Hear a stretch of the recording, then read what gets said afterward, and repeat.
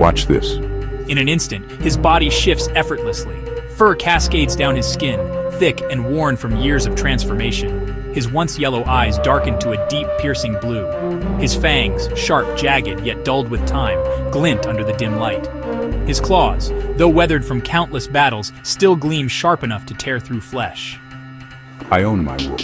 His voice steady. His ears twitch, scanning the damp, darkened room. The scent of sweat, earth, and something else, something unfamiliar, lingers in the air. Who could have followed us here?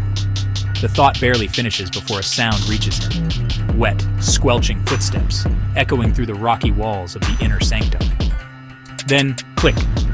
An arrow slices through the air, missing his face by mere inches. Elias snatches it mid-flight, his grip tightening around the shaft. His lip curls in a snarl. Hunters. A deep, guttural howl rips from his throat, a sound sharpened by years of survival. It echoes through the chamber, distorting in pitch, one voice turning into 10, a chorus of unseen wolves in the darkness. The illusion takes hold. Panic stirs. He listens. Footsteps shift. Retreat. It's okay, I think they're gone. Move! A hard shove knocks Elias off balance just as another arrow streaks through the air, embedding itself into the stone behind them. Let's go. They bolt. My home isn't far from the den. They got away this time. You have to shift now before we go any further. If you don't, you'll be stuck in this between state forever. Try to let go of your fear. Look within yourself. Tell your inner beast that you aren't afraid. Accept it fully.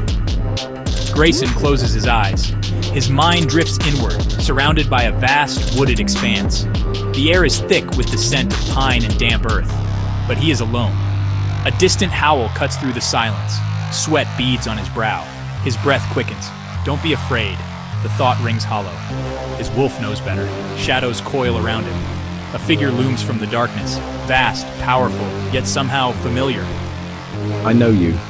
The shadow presses closer and warmth spreads through his chest. This feels like home. Back in the real world, Greyson's body jerks. His breathing steadies. Then he stands. His fur, jet black, gleams under the moonlight. His claws shimmer silver, their tips dark as midnight. His eyes burn crimson, black pupils narrowing to slits. A deep growl rumbles from within, not of fear but of power. The Last of the Greymanes.